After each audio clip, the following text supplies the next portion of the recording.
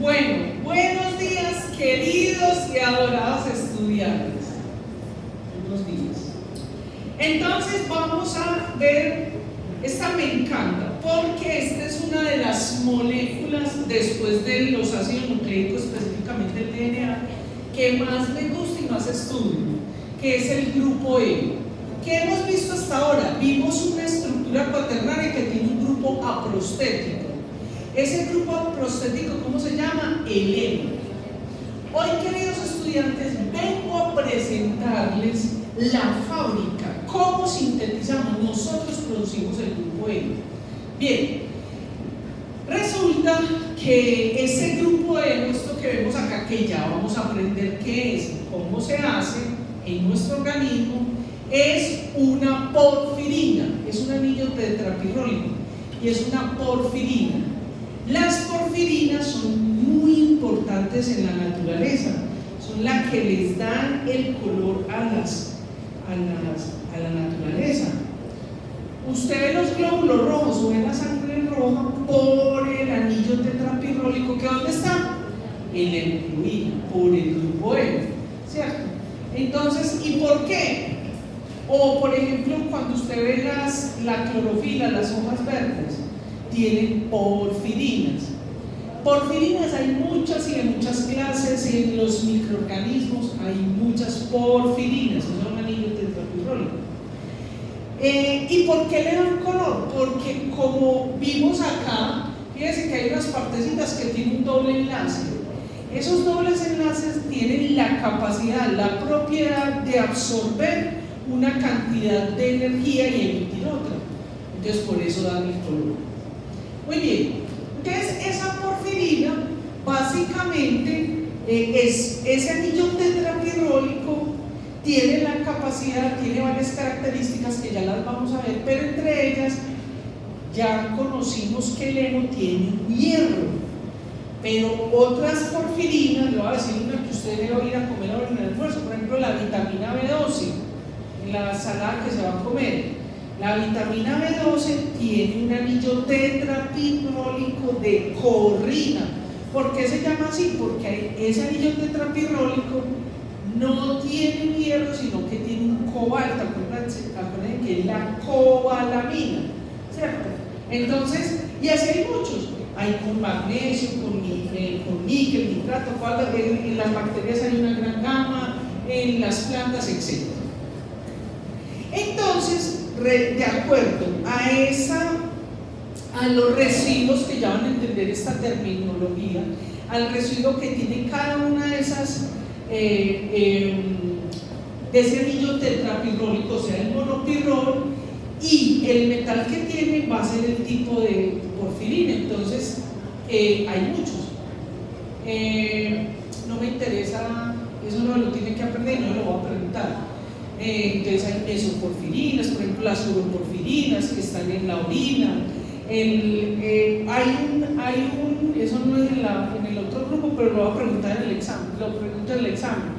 Por ejemplo, hay un porfirinógeno que ustedes, que es un biomarcador muy importante, ya lo deben conocer, porque alguna vez ustedes han ido por infección urinaria, sean ustedes sus familiares. ¿Qué le detectan en la orina, en la tirilla? Que hay urobilinógeno. Ese urobilinógeno los producen las bacterias y nos está indicando que nuestro paciente tiene una infección urinaria, ¿cierto? Muy bien, pero pues, querido y adorado estudiante, vas a apuntar tu frase, la mejor de tu carrera. Me va a preguntar esto, apúntelo pues, que lo va a preguntar en el examen. Yo le voy a poner así, yo le digo ya la respuesta. Usted no lee nada, sino que busca la respuesta. Yo le voy a preguntar, ¿qué es el hemo? Y entonces usted busca donde dice protoporfirina 9 más hierro, porque la protoporfirina 9 no es el hemo, es una porfirina, pero no es el hemo. ¿Listo? O pues se lo pregunto en el examen. Todos los semestres lo pregunto, son casi las mismas preguntas. Pues es la misma pregunta, al revés y todo, pero es lo mismo. Tiene que poner resultado ¿Cuál es el resultado de la pregunta? Protoporfirina 9 más hierro. Pero le voy a explicar qué significa eso. Entonces resulta que después de la que se produce nuestra porfirina, nosotros tenemos síntesis de hemo, síntesis de porfirinas, ¿cierto? El producto final es la protoporfirina 9 y el hierro. Ese es el hemo. ¿Y por qué se llama hemo? Porque es la protoporfirina 9 o la porfirina más abundante en el organismo por la hemoglobina, ¿cierto? Entonces por eso se llama hemo, de hemoglobina. Muy bien, entonces esa protoporfirina 9 tiene una secuencia de residuos, ya lo vamos a ver y lo vamos a aprender. Esta es la introducción. Entonces eso tiene una secuencia en cada uno de esos anillitos pirrólicos, entonces es metil, vinil, propionil.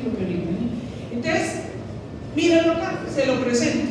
Ojo pues, le presento el grupo hemo. O sea que, ¿cómo se llama esta porfirina? Protoporfirina 9 más hierro. Este es del libro de Leninger. Es la que más me gusta. Usted tiene que aprender esta estructura química, para nada.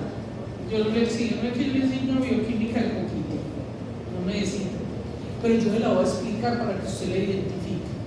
Entonces, el grupo hemo es, ya vimos pues que es el grupo prostético de la hemoglobina, es decir, no es secuencia de aminoácidos, es una estructura química que pertenece a las porfirinas. Fíjese usted, vamos a desglosar, fíjese que esto parece como un conjunto residencial o una unidad residencial, donde hay 4 casitas.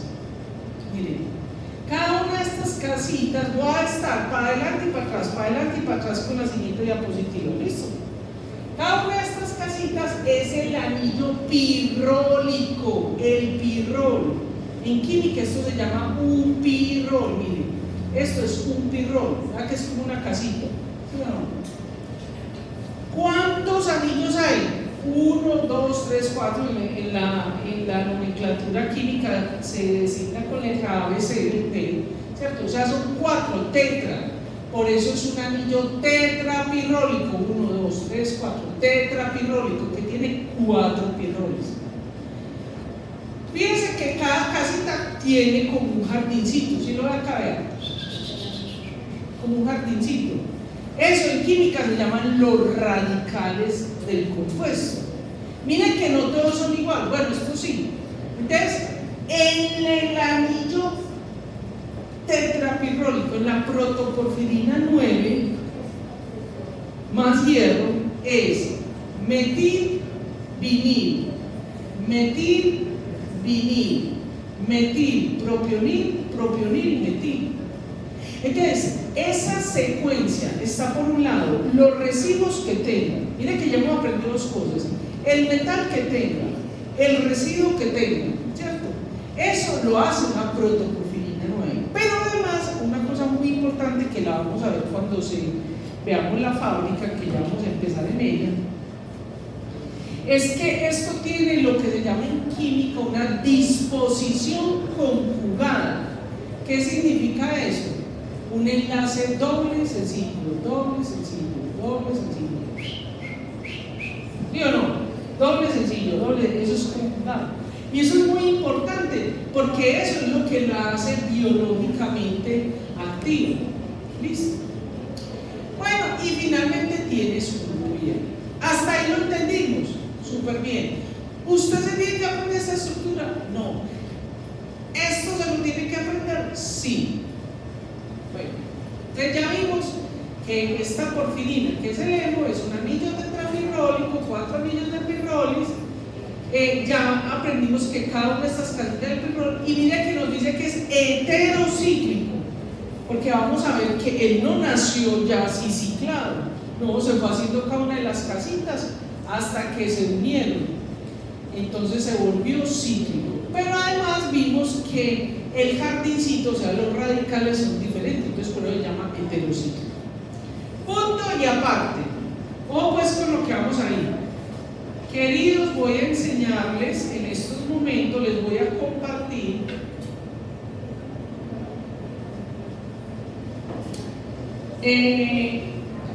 ¿Cómo es que se sintetiza? Y la pregunta sería, sentémonos a hablar. La pregunta sería, hombre, ¿yo para qué como médico necesito saber esa vaina? ¿Para qué eso? Pues sí. Hoy va a aprender usted eso porque las 5 palabras que usted se va a aprender hoy, que se las pregunto en el examen, usted las va a necesitar cuando lleguen sus pacientes con urgencia. ¿Cierto? Por ejemplo, usted ve un paciente con unas manifestaciones que lo aprendemos en la siguiente clase. Ay, tiene esto, dolor abdominal, disautonomía, entonces, ay, tiene la orina roja, entonces dice, puede ser una porfiria. Entonces usted tiene que mandar a pedir el ANA y el PBG, que es las palabras que vamos a aprender hoy. Entonces, por eso tiene que saber eso. Además, porque yo les recomiendo que sean unos futuros médicos, que eso cambiaría, que el médico que sabe fisio, oiga, por allá hay un costurero, madre mía.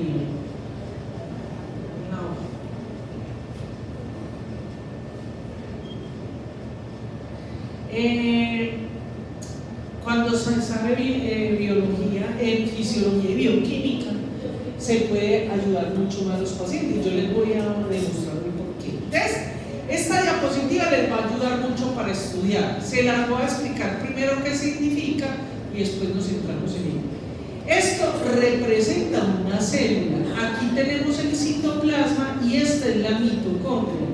Estas son las crestas mitocondriales. Y lo que vemos aquí más verdecito es la matriz mitocondrial, ¿cierto? Hasta ahí vamos bien, ¿sí o no? Muy bien, miren la mitocondria acá, vean qué linda. Y este es como un zoom de este pedacito de acá.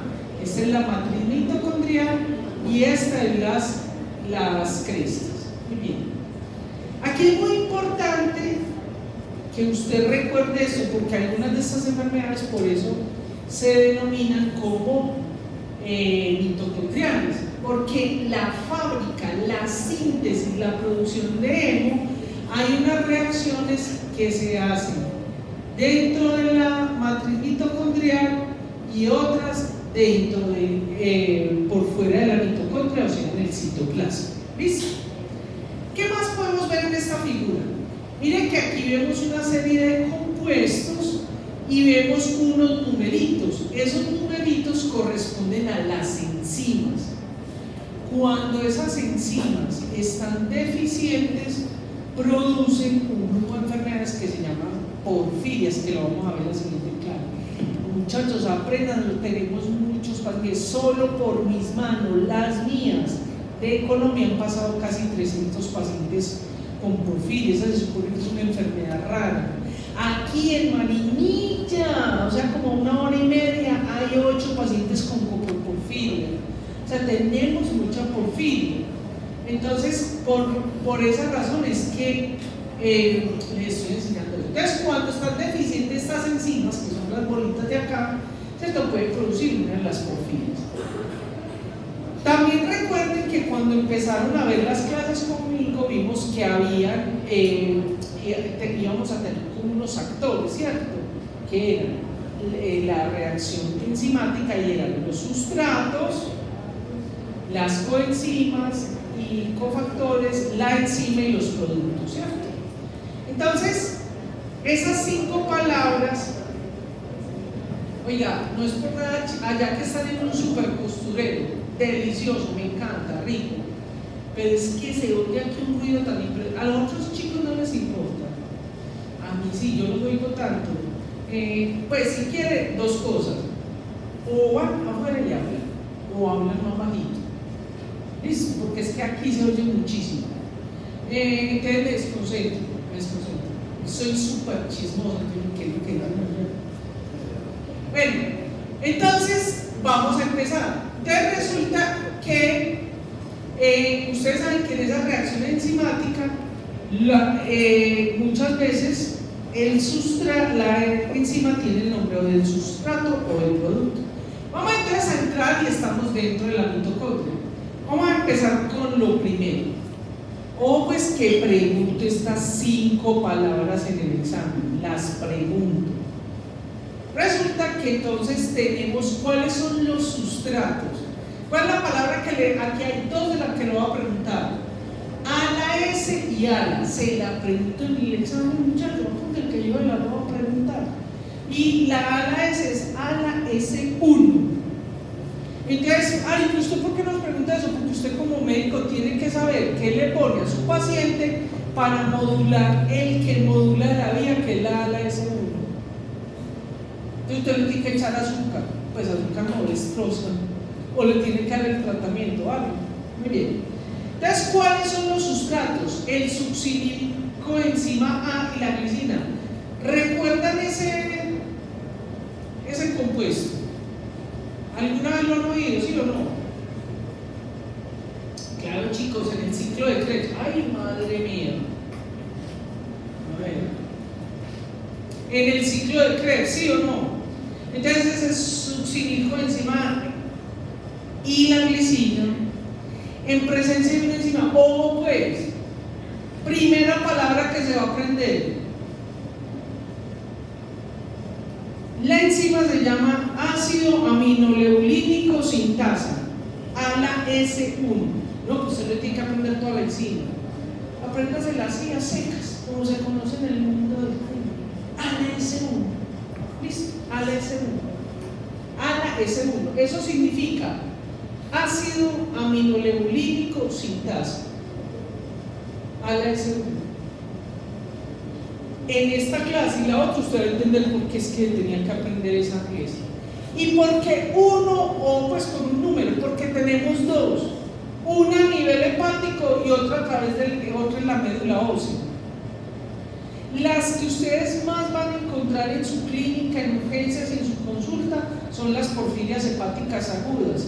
Entonces son moduladas por el hígado. ¿Y quién modula en la vía eso? El ALA S1. En cambio, en las cutáneas es el ALA S2. Eso lo vemos en la próxima clase. Entonces, en presencia, el succinil coenzima A, glicina, sustratos en presencia de la ALA S1, sintasa, no sintetasa. Ojo pues, sintasa. Miren que no necesita ATP, necesita un cofactor. ¿Reconocen este cofactor? Apréndanlo también, porque en la última clase vamos a ver las vitaminas, entre ellas la vitamina B6. ¿No reconocen este cofactor? PLP, espiridoxal fosfato. ¿Qué vitamina le va a recomendar usted a sus pacientes para que tengan mucho PLP? Muy bien. Ay, ¿qué es eso? Ya te perdono que ahorita no me saludaste con la frase. Muy bien. Vitamina B6, piridoxina. Usted le va a mandar en la fórmula a los pacientes piridoxina. Entonces, en presencia de el succinil coenzima de glicina con la ácido aminoleulínico sintasa, ALA S, primera palabra que tienen que aprender, y el PLP tiene un producto, y ese producto es la segunda palabra que usted se tiene que aprender. Vea, ya llevamos dos, ALA, ácido aminoleulínico. Y usted se lo tiene que aprender porque usted va a mandar a medir cuando sospeche de una porfiria o un paciente que ya tenga porfiria, para ver si está en crisis. Usted le va a mandar a pedir dos biomarcadores, que es el ALA y el PBG. Ya aprendimos el ALA. Y ese ácido aminoleulínico, como vamos a ver en la siguiente clase, tiene tropismo por el sistema nervioso y lo daña, es neurotóxico. Miren que este dibujito me dice yo, ay, qué pecado de mí, pues que no sé hacer dibujitos. Entonces esta es la célula, ¿cierto? Ese ALA va al citosol. Entonces ya vamos a seguir las reacciones enzimáticas, vamos a seguir unas dentro del citosol, por fuera de la mitocondria. Entonces, dos ácidos aminoleulínicos, si usted busca, y para que lo vaya teniendo en cuenta para la siguiente clase, si usted busca en internet la estructura química del ALA y del GABA, es muy parecido, y esa es una de las hipótesis por qué se daña tanto, que daña tanto el sistema nervioso, porque todavía está el hipótico, el mecanismo exacto no se conoce. Entonces, dos alas, se unen dos alas, en presencia de dos alas, viene la segunda enzima, que es la ALA deshidratasa. Esa ALA deshidratasa Es muy importante para los que vayan a estudiar toxicología o gentología, porque en intoxicaciones, por ejemplo, con plomo, o sea, la plumboporfiria, entonces se produce una porfiria exógena. Se le quita el tóxico, se le ponen unos quelantes y la persona sigue normal. Entonces, sustratos ALA, enzima ALA deshidratasa. ¿Y qué es el producto? Tercera palabra que se va a aprender: PBG, porfobilinógeno. PBG, no tiene que aprender todo el nombre químico, porque yo le pongo ALA y entre paréntesis le pongo ácido aminolevolínico. PBG, porfobilinógeno. Usted solo aprende a hacer ALA y PBG, porque usted no tiene que saber ese nombre. Pues ojalá lo supiera, eso sería lo ideal, y yo le recomiendo que lo aprenda. Pero con que usted sepa que tiene que pedir a ese paciente ALA y PBG, con eso puede salvar una vida. Bueno, entonces, el producto de esta reacción, estamos en la segunda reacción, es el PBG o monopirrol de porfobilinógeno. Vean que es una de las casitas. Una de las casitas. PBG, se la tiene que aprender. ¿Cuántas palabras llevamos? ALA S1, ALA y el PBG. Estas dos son las que ustedes más van a utilizar. La ALA y PBG que van a pedir, eso se piden para el laboratorio. Entonces ese PBG o porfobilinógeno va a construir un compuesto que se llama hidroximetilpilano. Le voy a presentar estas gráficas adelante, atrás y atrás para explicarlo. Resulta que hay una enzima que es la tercera, la cuarta palabra que se va a aprender, que la pregunta en el examen. ¿Y por qué la tiene que aprender usted, médico? Porque en Colombia usted puede medir la porfobilinógeno de aminasa o desaminasa, depende del país, de aminasa. Aquí se puede medir eso. Ay, ¿para qué se mide eso? Para saber si su paciente tiene una porfiria intermitente aguda. Una deficiencia de porfobilinógeno de aminasa produce una porfiria intermitente aguda. ¿Qué le explico acá? Antes, y todavía en la literatura, en algunos países, antes este compuesto, el producto, la enzima se llamaba hidroximetilpilano sintasa. ¿Por qué? Porque el producto final de esta reacción era el hidroximetilpilano. Voy a ir para adelante y vuelvo atrás. Entonces, el producto es este producto lineal que se llama hidroximetilpilano. Y esta enzima, que hoy en día llamamos porfobilinógeno de aminasa, antes se llamaba hidroximetilpilano. Y ojo con esto, ¿por qué le pongo esto en mayúscula? Porque usted va a recibir los resultados de genética donde le dice que hay una variante genética o mutación en el gen que produce la porfiria intermitente aguda, que es la hidroximetilpilano, es el HMBS, de ahí viene el nombre del gen de hidroximetilpilano sintasa. Muy bien. Ahora le voy a explicar aquí qué es lo que hace la enzima. Entonces, la enzima lo que hace es, primero hace lo que se llama un adducto pirrometano, es decir, que la enzima hace como un primer, como un cebador. Primero pega dos anillos y luego empieza a pegar los otros hasta que forma 6. Cuando ya están los 6, se despegan estos 4, eso es lo que hace la enzima. Y sale entonces el hidroximetilpilano. ¿Hasta ahí vamos bien? ¿Sí o no? O pues que me voy a hacer acá para que les quede en el video y se lo aprendan. Resulta que repasemos las 5 palabras. La primera, ALA S1, vean que ya estudiaron para el parcial. ALA S1. La otra, ALA. La tercera, PBG, porfobilinógeno. La cuarta, PBG con la D, porfobilinógeno desaminasa, a ver acá. PBG. ¿Por qué lo tiene que aprender usted? Porque usted tiene que poner eso para que le pida al paciente que le pidan eso. Porfobilinógeno desaminasa. La preguntaría, ay, las otras enzimas no se miden. Sí, sí se miden, pero aquí en Colombia no hay. De hecho, en la mayoría de países del mundo no hay, solo los que hacen investigación ofrecen el servicio. Bueno, entonces, ya se produjo entonces, por ejemplo, la deficiencia de esa porfobilinógeno desaminasa produce la porfina intermitente aguda. ¿Cuántas reacciones llevamos? 3, ¿sí o no? Entonces, este hidroximetilvilano ocurre en 2 vías. Le voy a explicar la primera, que la vamos a dejar ahí. No vamos a entrar en detalle de ella. Ahora voy a estar con esta y con esta, atrás y adelante. Este anillo espontáneamente se cierra, no necesita enzimas y coge esta vía de acá, o sea, esta vía. El anillo se cierra, se cicla espontáneamente, no necesita enzima y produce entonces porfirinógenos y porfirinas tipo 1.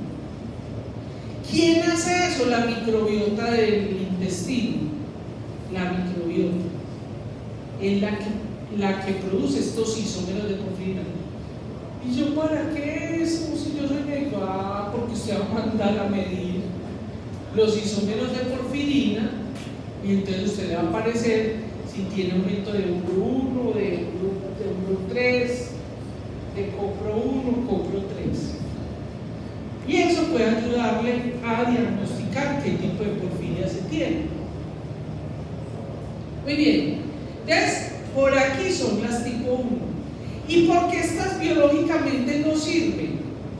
Porque no tienen, finalmente no llegan a una configuración conjugada, o sea, doble sencillo, doble sencillo. Entonces, esta modificación es ¿quién la hace? Nosotros tenemos enzimas, no la hacen las bacterias. Pero nosotros vamos a seguir por esta vía. Por esta vía de los uroporfirinógenos. Vea que no se llama todavía porfirina. Uroporfirinógeno 3. Entonces, aquí, ¿cierto? Va a entrar una tercera enzima, que es, este es el sustrato. Acuérdense que hubo una vía que se cerraba espontáneamente. Pero nosotros tenemos una enzima que es la uroporfirinógeno cosintasa, que se va a ir por acá y va a producir el uroporfirinógeno 3. Uroporfirinógeno 3. La deficiencia de eso produce una enfermedad que se llama la porfiria de Hunter o la porfiria de Drácula, porfiria eritropoyética congénita. Entonces, el producto de eso, mire que el sustrato es el hidroximetilvilano. La enzima es la uroporfirinógeno cosintasa. Y el producto es el uroporfirinógeno 3. ¿Cuántas enzimas llevamos? 5 o 4. Vamos para esta quinta reacción. Entonces, ¿qué es lo que estamos haciendo? Miren que ya formamos las casitas, que son los monopirroles. Ya formamos el anillo heterocíclico, o sea, el tetrapirrol. ¿Qué es lo que le estamos haciendo? La jardinería, poniendo que sea doble sencillo y que tenga los radicales que corresponden.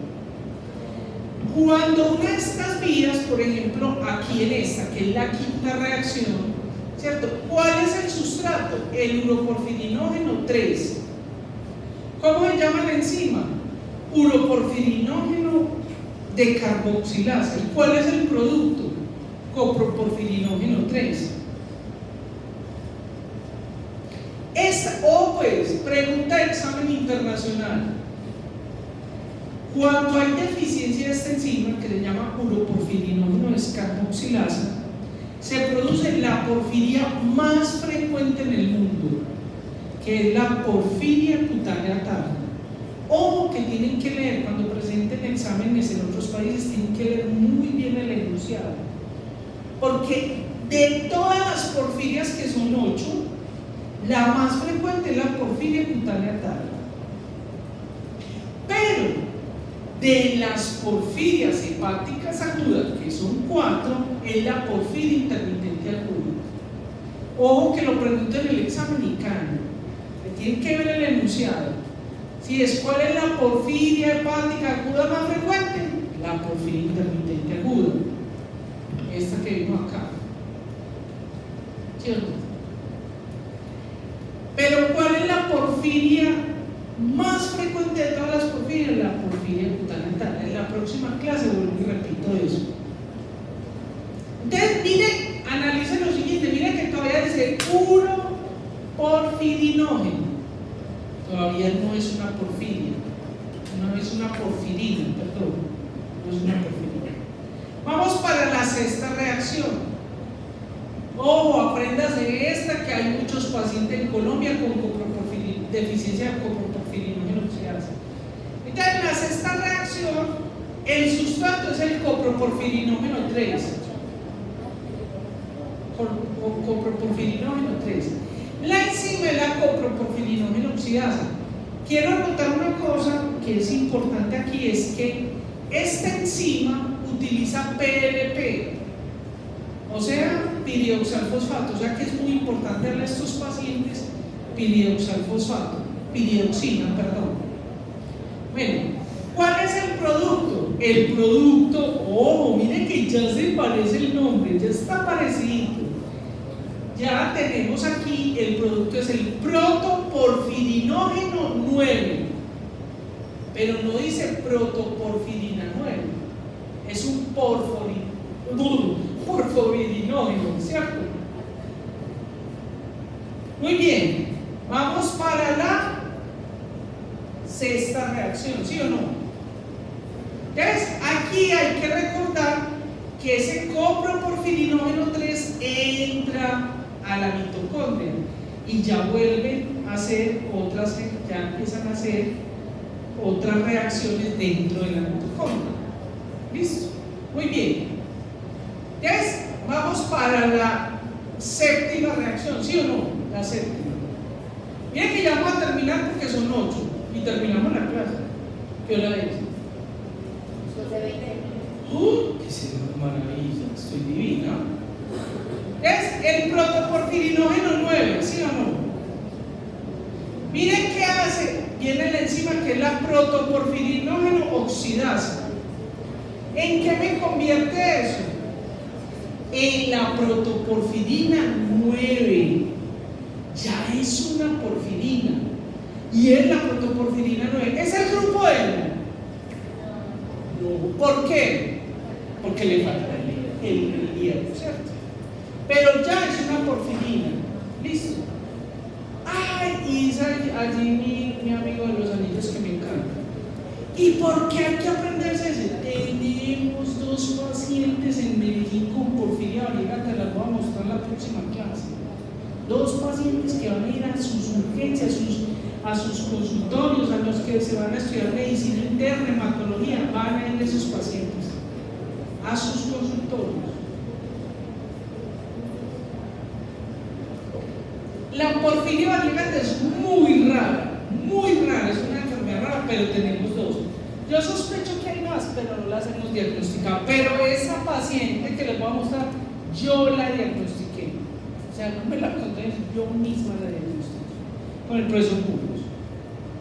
Y yo misma le hice las pruebas. Última, pues, para que nos vamos a almorzar. Vean, ¿sí ven ahí? Ya no les tengo que enseñar nada, yo se lo deduzco. ¿Cuál es el sustrato? La protoporfirina 9. ¿Qué es lo único que le falta? El hierro. ¿Quién se lo pone? Una ferroquelatasa. La ferroquelatasa le pone el hierro, ya lo acabo. Le falta el hierro, una ferroquelatasa. Y listo, tenemos el grupo hemo o hemo. Listo, ya. Por eso tenemos la fábrica sintetizando.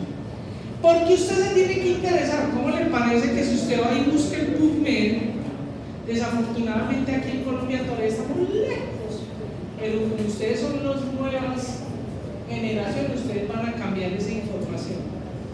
Resulta que la deficiencia de ferroquelatasa produce una enfermedad que se llama protoporfirina eritropoyética. Esos pacientes generalmente quedan enredados por ahí en dermatología, les dan unos eritemas, no pueden estar 10 minutos al sol porque que les dan unos edemas y unos eritemas impresionantes, una vida muy maluquita. Ojo, muchachos, sean sensibles a eso. Estas pruebas que tenemos acá pueden hacer diagnóstico a estos pacientes. Vamos para que ya terminamos, ya acabamos esta parte. Esta parte ya la acabamos, ¿sí o no? Muy bien, punto y aparte, para que nos vamos. Ustedes ya están empacando. No, ya, pero eso lo vamos a hacer rápido. Resulta que, bueno, ya vimos cómo se hace el memo, ya vimos cómo se sintetiza, cómo se produce. Ahora vamos a ver cómo se cataboliza, qué se hace con ese hemo. ¿Y por qué es importante saber eso? Porque cuando degradamos ese hemo, se va a producir por ejemplo, un compuesto que ya hemos mencionado en esta clase, que es por ejemplo la bilirrubina, ¿cierto? Esa bilirrubina es un marcador que usted va a utilizar muchísimo en su vida clínica. Entonces vamos a ver el catabolismo del hemo. Esta figurita que ustedes ven acá es del libro de la bioquímica de Marx. Analicemos la figurita para que la entiendan. Tenemos el glóbulo rojo, está relleno ¿de qué? De hemoglobina. Ese glóbulo rojo es una célula madura. A los 120 días, ¿para dónde se va? Para el cementerio, que es el vaso. Pero no va a estar así. ¿Cómo va a estar? Va a estar en forma de granocito. Y se lisa. Entonces, cuando se lisa, libera toda esa hemoglobina. Entonces, ¿qué pasa en el organismo? La naturaleza es muy sabia, muy tesa. Como en la naturaleza nada se desperdicia, usted sabe que se duerme, qué pecado. Está muy aburrido. A mí me fascina, yo soy un grupo, dándoles a ustedes. Entonces, los aminoácidos de la proteína, o sea, de las globinas, son reciclados en el retículo endoplásmico liso.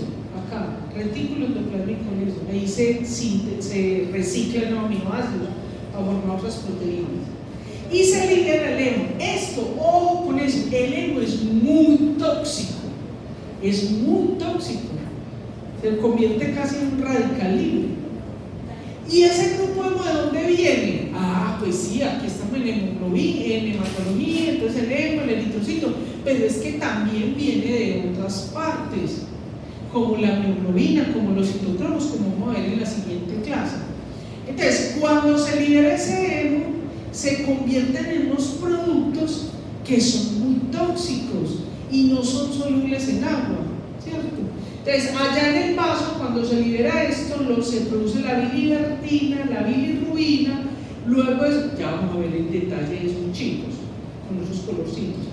En la sangre, para poder ir ese pigmento amarillo que es la bilirrubina, necesita ir en un vehículo para poder andar, y es la albúmina, la proteína más abundante.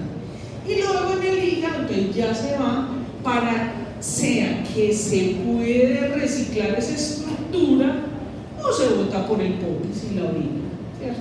Como vemos acá. Vamos para acá.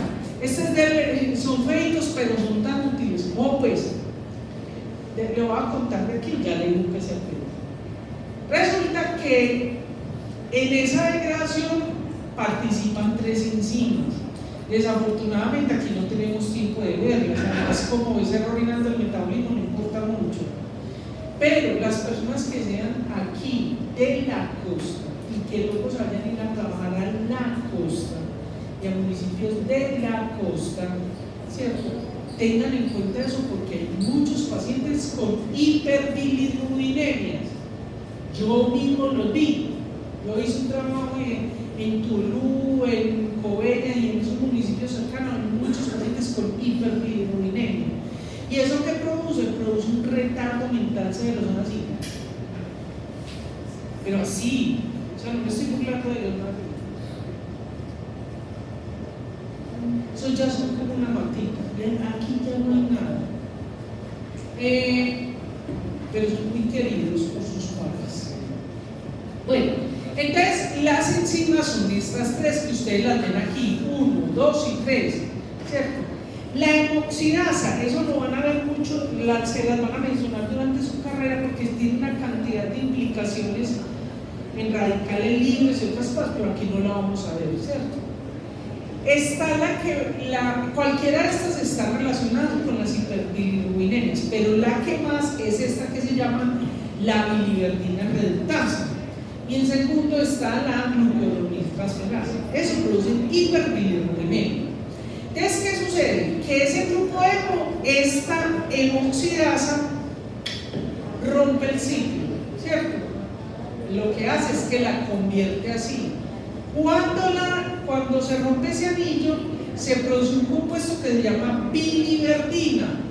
¿Por qué se llama así? Usted se ha visto el popó de los pajaritos, de las gallinas que tiene como un poquito de una cosa verde en el carro y todo eso. Esa es biliverdina, ¿cierto? Pero se llama así biliverdina. En la bilis hay biliverdina, ¿cierto? Entonces, esa biliverdina, mire que aquí estamos ¿dónde? En el vaso. Estamos en el vaso. Esa biliverdina, por acción de la bilirruina reductasa, se convierte en bilirruina. Aprendas esa palabra porque ese es un biomarcador. Usted muchas veces en su vida clínica va a medir la bilirruina y más en hematología. Entonces, esa bilirruina sale del vaso, pero ya no es soluble en agua. Es un pigmento amarillo. Para poder andar en la sangre, tiene que estar pegado al albúmina. Y como no es soluble en agua, tiene tropismo por los tejidos grasos. Por eso la piel, las mucosas, se pega al cerebro. ¿Se acuerdan que ya habíamos hablado de él? Kerníterus, la ictericia neonatal. Esa ictericia neonatal es provocada por la bilirruina y se pega al cerebro.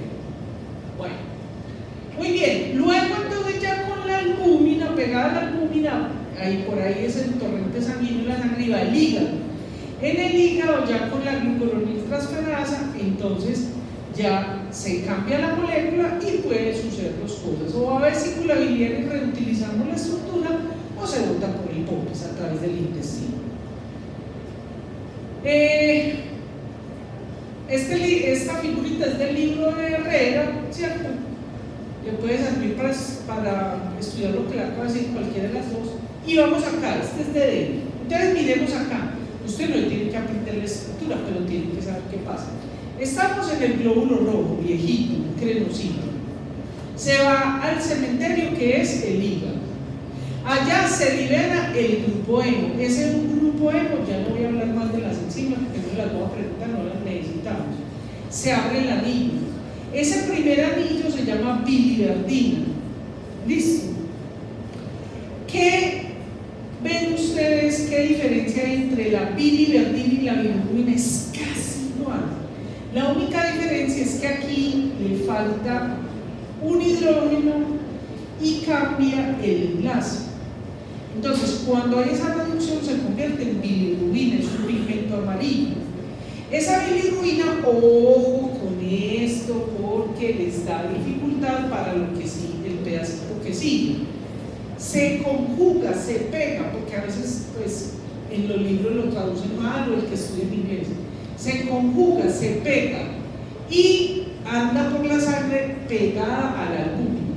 Pero es diferente a la hemoglobina conjugada que ya vamos a ver, que es cuando está con el biglucuronato. ¿Listo? Bueno. Ya esa bilirrubina se va para el hígado. En el hígado, la bilirrubina, mire, ¿qué le vamos a hacer? Le vamos a pegar un ácido glucurónico, véanlos acá. Un ácido glucurónico, ¿sí o no? ¿Quién lo trae? Lo trae un nucleótido que es un nucleótido de uracilo. UDP, uracil difosfato de ácido glucurónico. Entonces, la enzima, ¿se acuerda que la vimos que era la glucoriltransferasa? Quita el nucleótido de urin difosfato y le deja el ácido glucurónico. Entonces, ¿cómo se llama ese producto? Muy fácil. Bilirrubina, ya lo vimos. bilirrubina y tiene 1 o 2 ácidos glucurónicos.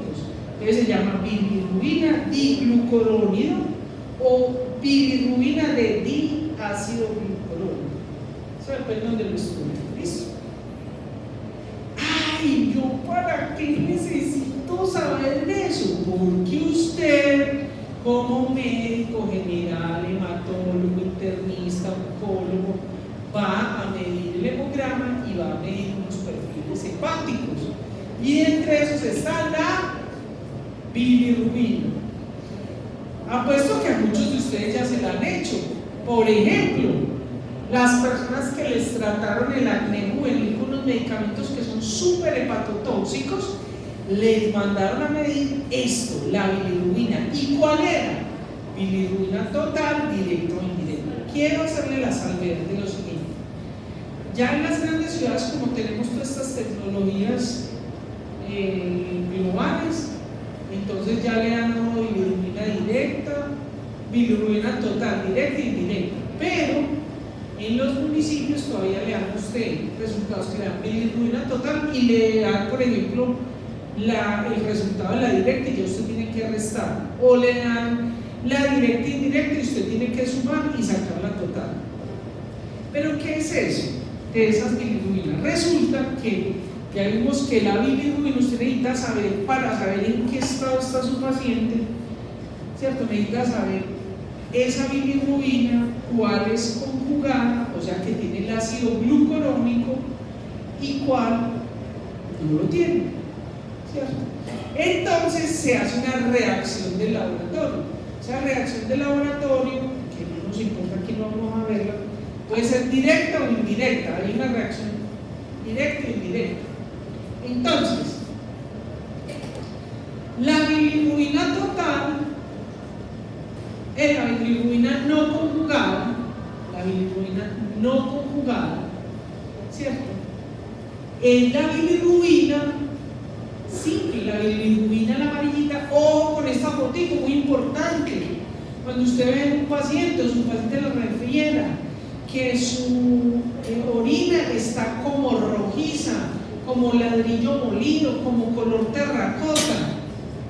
Ojo con eso. En la tirilla de orina, esto ya lo deben haber hecho ustedes, se detecta la bilirrubina. Entonces, esa bilirrubina, que es no conjugada, la que dijimos que no era soluble, ¿cierto? Que tiene tropismo por los tejidos, ¿cierto? Que es la responsable de la ictericia, ¿cierto? Es lo que llamamos la bilirrubina no conjugada. Entonces, cuando se mire esto en la orina de un paciente con una bilirrubinemia, con un aumento de bilirrubina, ¿cierto? Entonces, en el laboratorio miden la bilirrubina con una reacción, una directa, una indirecta. Entonces, la bilirrubina total es la suma de la cantidad de esa que encontraron, directa e indirecta. Ay, ¿cómo así? ¿Qué es eso tan enredado? Mire, verá. Cuando se hace la reacción directa, lo que va a detectar es la bilirrubina que está conjugada, o sea, la que tiene el ácido glucurónico. ¿Se acuerda esta que vimos de acá? La que tiene el ácido glucurónico. Esa la va a detectar ¿quién? La reacción directa. Y esa bilirrubina directa puede estar anormal y le puede ayudar a usted a esclarecer su diagnóstico, ¿cierto? Por ejemplo, cuando hay una hepatitis, una cirrosis, tumores biliares, alguna enfermedad huérfanas, obstrucción biliar por quistes, por cálculos o por una neoplasia. Y está la indirecta.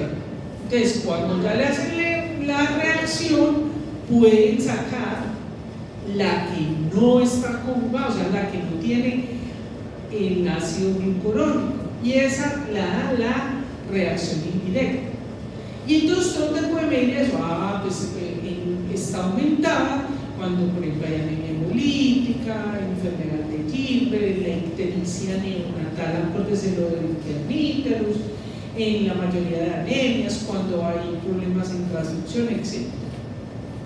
Entonces, aquí es muy importante y es porque ustedes tienen que interesarse por la bilirrubina como biomarcador, ¿cierto?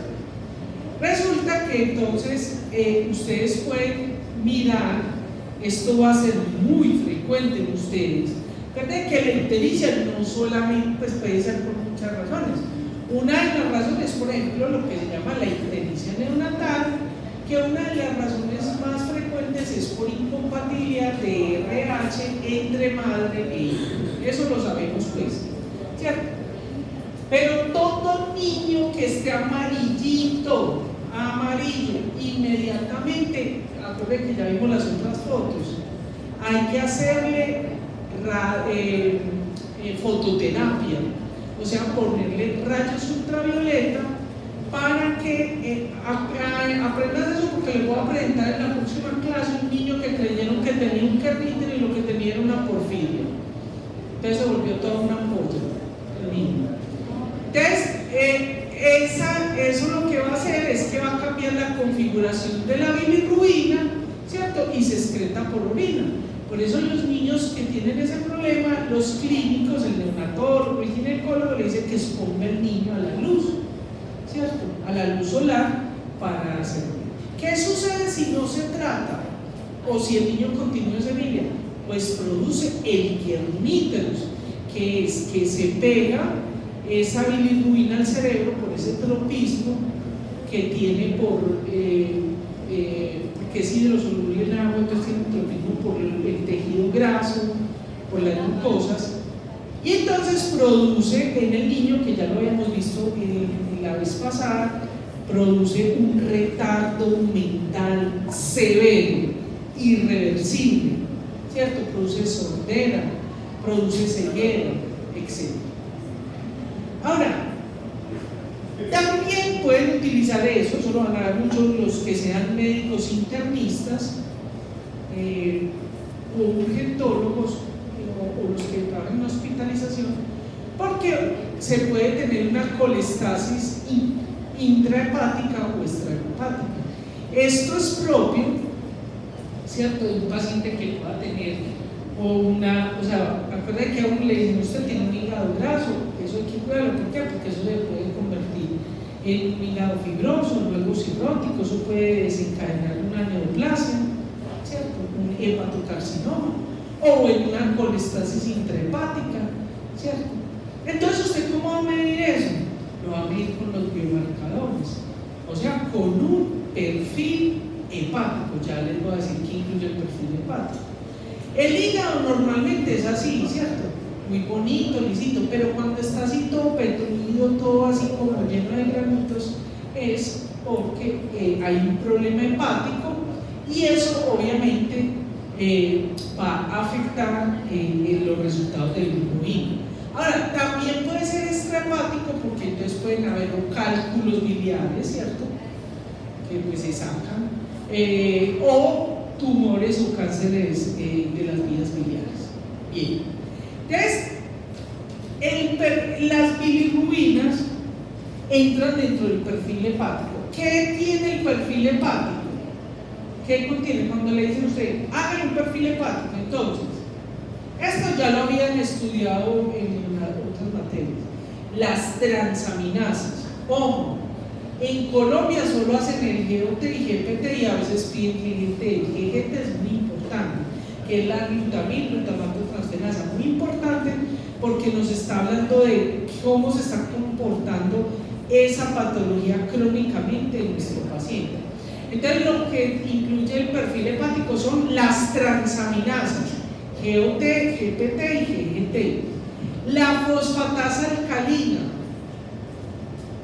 y las bilirrubinas, total, directa o indirecta. Pero ojo, si usted no le ha hecho otros paraclínicos y solo le va a hacer el perfil hepático, entonces usted tiene que medir las proteínas totales, la albúmina y el ácido úrico.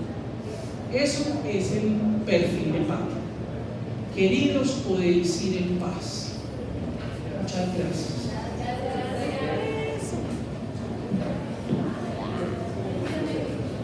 Ay, oiga, dos cositas. Primero, se me olvida, o me lo han dicho y ya me han mandado mensaje